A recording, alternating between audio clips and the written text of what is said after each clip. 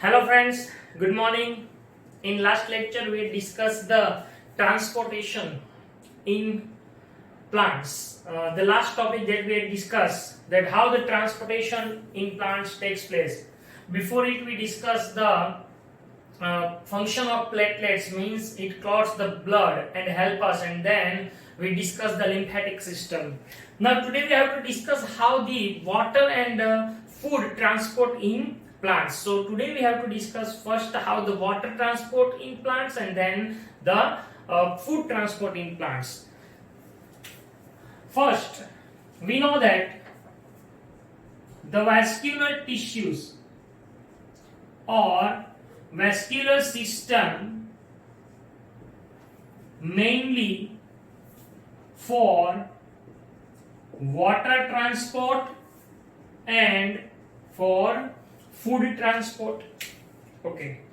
For water transport, the vascular system that we know as xylem, and for food we know as phloem. So xylem and phloem are the main components of vascular system. You had studied in standard 9 that xylem contain mainly two components, while phloem also contain two components according to the type of plant. Means either the plant is pteridophyte or angiosperm or gymnosperm. According to these, the vascular system is present in the plant. Which are the main components of xylem? So xylem contain mainly two components. Which two components? Tracheids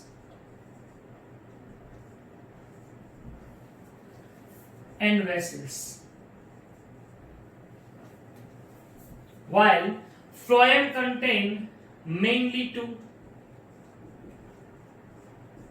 sieve cell and sieve tube and companion cell. So these are the components: tracheids and vessels, while sieve cell and sieve tube. Now, if the plant is pteridophyte, then for the water transport the tracheids are present, and if the plant is pteridophyte, so for the transportation of food the sieve cell is present. But if the plant is gymnosperm or angiosperm, for water transportation the vessels are present, and for food transportation sieve tube and companion cells are present. So you have to be clarified that which component is present in which type of plant. Okay, so it is present, these both are present in pteridophytes and these both are present in gymnosperm and angiosperms. Okay, now first we have to discuss the topic, that is transport of water. So as we discussed, for the transportation of water the xylem is present, and for these tracheids and vessels are present. So first we discuss how it functions. Okay, see.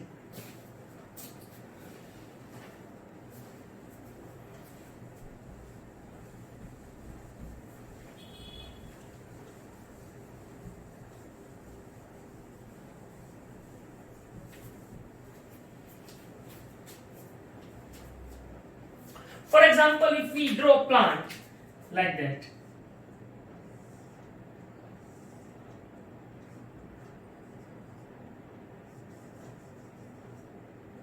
okay,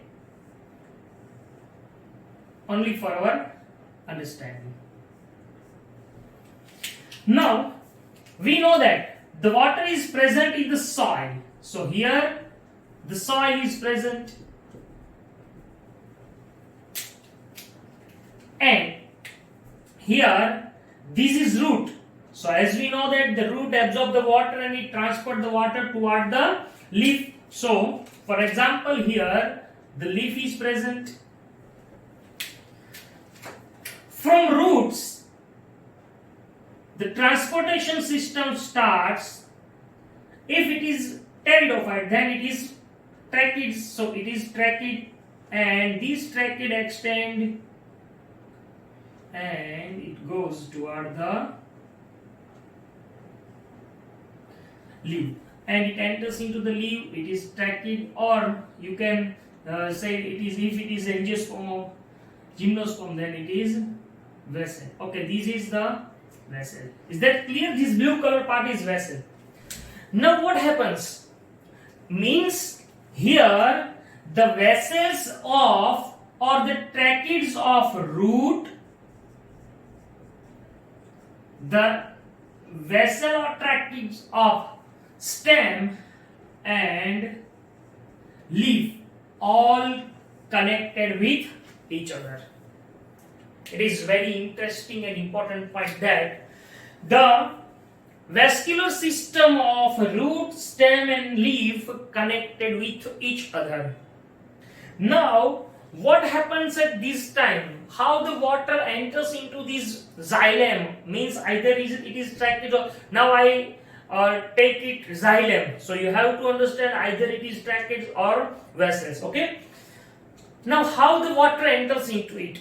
We had studied the osmosis in standard 9, that water enter from higher amount of water to lower amount of water.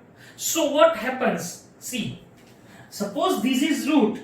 This root has root hairs. These are the root hairs. These root hairs are in the contact with soil. Yeah. The plants absorb the water and minerals from soil. So, for example, these are the ions, or these are the minerals in the form of ions, and water present here. Water and ions are present here. First, the ions from soil, I repeat, the ions from soil enters into the xylem, means either trachea or vessel. It means the concentration of ions in the xylem increases. I want to draw this part here and large. Suppose it is the xylem. So what happens? Water is already present in xylem, but from outside the ions enters into the xylem, so the concentration of these ions increases in the xylem, and the amount of water in xylem is less, so that what happens? The difference of concentration takes place. It means the ions are present in xylem is more, it means the concentration of water is less. I repeat, what happens? The ions concentration is more in xylem, while the water concentration is less in xylem. I said it is for xylem.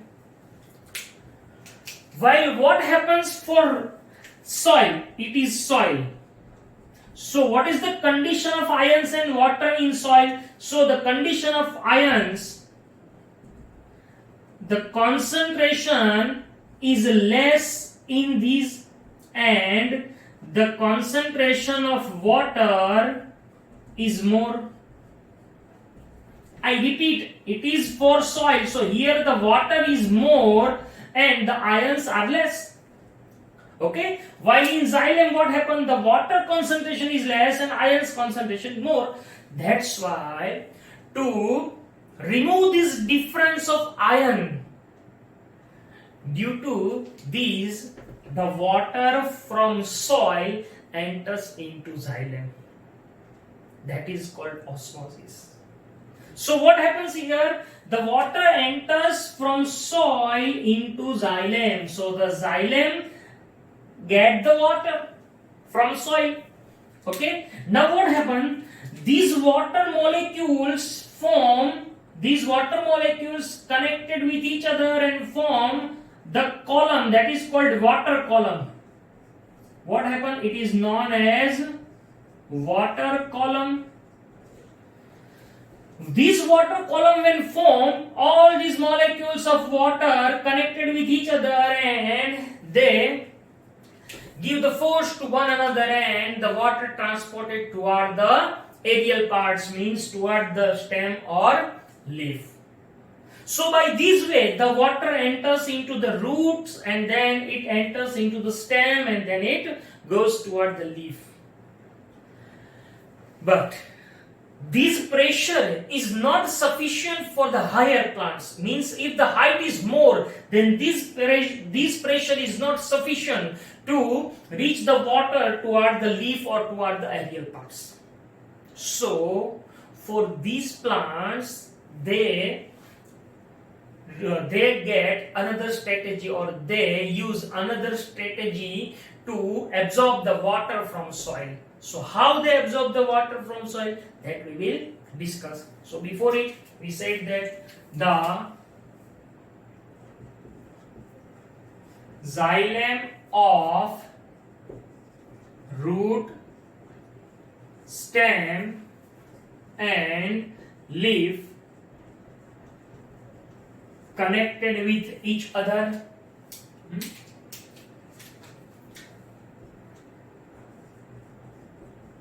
Roots absorb the water and minerals from the soil.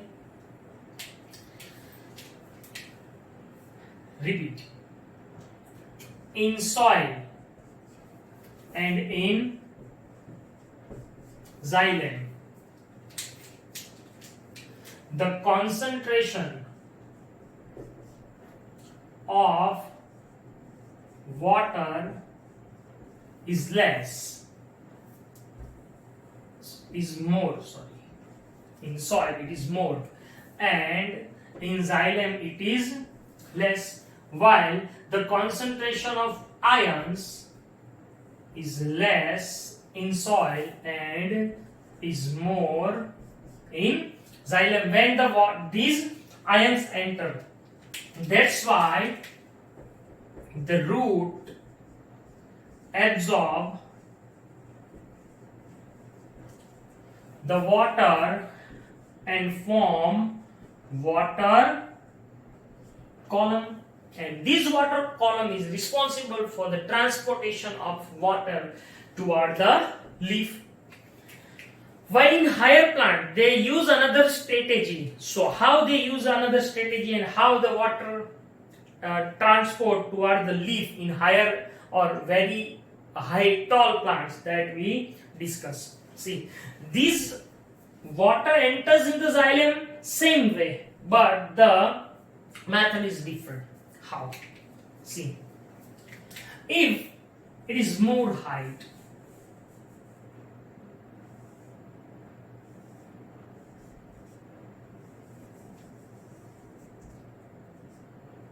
so here this force is not sufficient to transport this water toward the leaf. So what happens here? See, which is the another strategy? The another strategy is these leaf remove the excess water or the water in the form of water vapor, that we call transpiration. So these higher plants use the transpiration to suck the water from the soil. So what happens here? These leaves remove the water or loss of water in the form of water vapor. When the water vapor remove, that is called transpiration. When transpiration occurs, what happens? The loss of water from the cell of the leaf takes place. Now here, due to this, the lack of water when takes place in the leaf, the xylem of leaf apply the suction force on the xylem of stem. I repeat, what happens? The xylem of leaf give or apply the suction force on the xylem of stem. The xylem of stem apply the suction force on the xylem of root. So that's why this suction force is responsible for the transportation of water in higher plants. So when it suck the water transport toward the stem. When stem full with water, the suction force toward the earth, the suction force applied by the leaf, and leaf get the enough amount of water. So this is very interesting point, that how the higher plants absorb the water, or how the transportation of water takes place in higher plants. Here, this transpiration plays the major role. The transpiration plays the major role for transportation of water in higher plants. So what is called transpiration? If you ask the definition that what is called transpiration,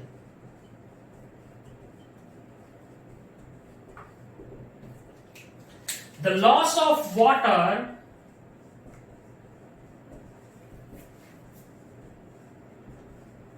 in the form of vapor, from the aerial parts of plants is known as transpiration. So it is the definition of transpiration, and transpiration plays the major role to transport the water in higher plants. Here, transpiration also helps to maintain the temperature. So the another role of transpiration is to maintain the temperature of the plant. So that is the transportation of water in plants. So here we had understand two concepts. First, if the height is short, then the water column form, and if the height is tall, it means very high, then they use the transpiration. So transpiration become the major event for suction of water from the soil. Okay, so here we complete the transport of water in plants. Now the next topic, that is transportation of food and other substances in plants. So transportation of food and other substances.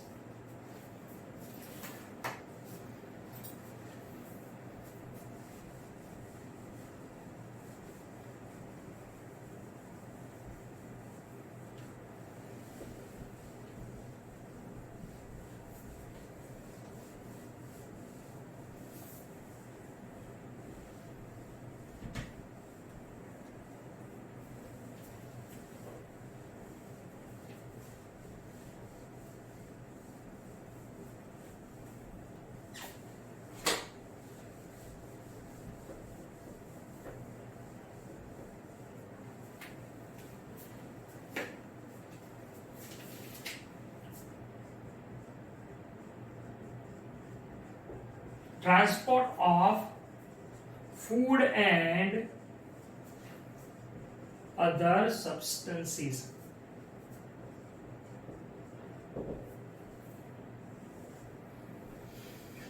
Food and other substances. So as we know that the food prepared in the leaf, and it is required in roots and stem, so that it is compulsory to transport it. But I want to mention one thing, that the water transportation always takes place in the upward direction, means from root to the leaf. I repeat, the water transportation always takes place in one direction, that is from downward to upward, while the transportation of food takes place in both directions, that is either in upward direction or in downward direction, so that it is differ from the transportation of water. For example, here it is tree.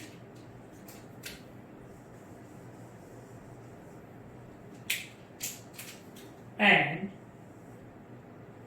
it is root.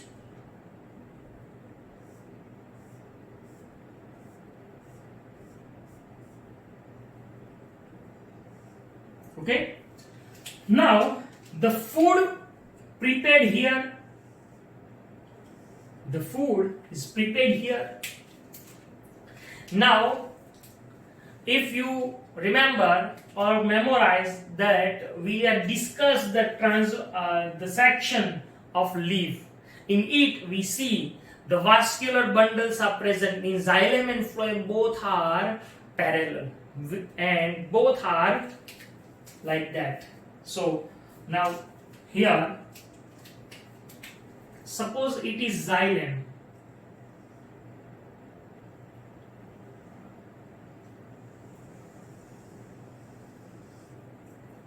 If it is xylem,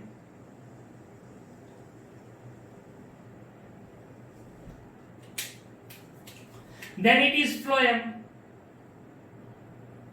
It is phloem. Means both are parallel, like that.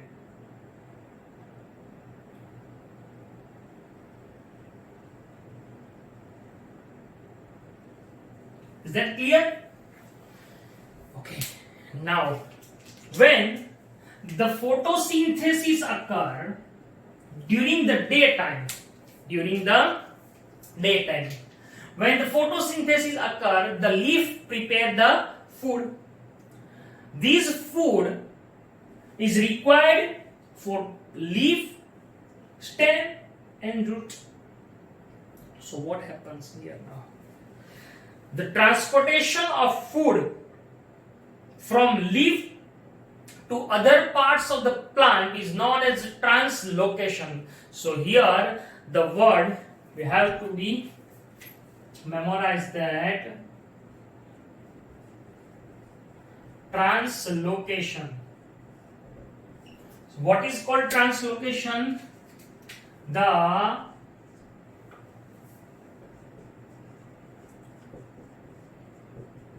transport of food and other substances from one part to another part of plant is called translocation. Here the other substances like hormones which are synthesized at the tip of shoot and roots. So these also transported through phloem. For this transportation, the phloem is responsible, and we had discussed phloem, sieve cell, and sieve tube and companion cells are present. If the gymnosperms or angiosperms are there, then it is for these gymnosperm and angiosperm, the sieve tube and companion cells are responsible. So what happens here? When the food is prepared in leaf, it transport toward the root and stem. Either if it required in upward direction, it also goes upward. So in both direction, the transportation takes place. Here, amino acid, glucose, these all are the substances we transported through this phloem. Now, the question is how the phloem functioning. So that is very interesting. When the food is prepared and the material like sucrose increase in the phloem. I repeat, the material like sucrose, here the sucrose is increases because the plant prepare it and it gives to the phloem. So in phloem, I repeat, it is phloem and it is xylem. It is xylem. In xylem the water is present and in phloem the food is present. Now here the food means not it is in the solid form. Generally we believe that food it means in the solid form, but here the food is in liquid form, means in soluble form. So what happens when the sucrose increases here, these two has semi-permeable membrane. That's why the osmosis takes place, and due to osmosis what happens, the water from xylem enters into the phloem due to the osmosis, because the water is less in phloem. That's why water enters into the phloem. So when phloem receive the water, here the force or the concentration is higher, and that's why from this higher concentration to lower concentration the food and other substance is transported. So that is how the transportation of food and other substances takes place in the plant. So this is the topic that when the material like sucrose enters into phloem, the water from xylem, how it happens that we had discussed. The water from xylem enters into phloem, and from this part, from the higher concentration to lower concentration, the food and other substance is transported. Here it is also differing some plants. For example, in spring, the food which is stored in the roots of stem goes toward the tissues which are very developing, because it is required to them. So that's why these transportation of food takes place in plants. So here we complete the transportation of food and transportation of water in plants.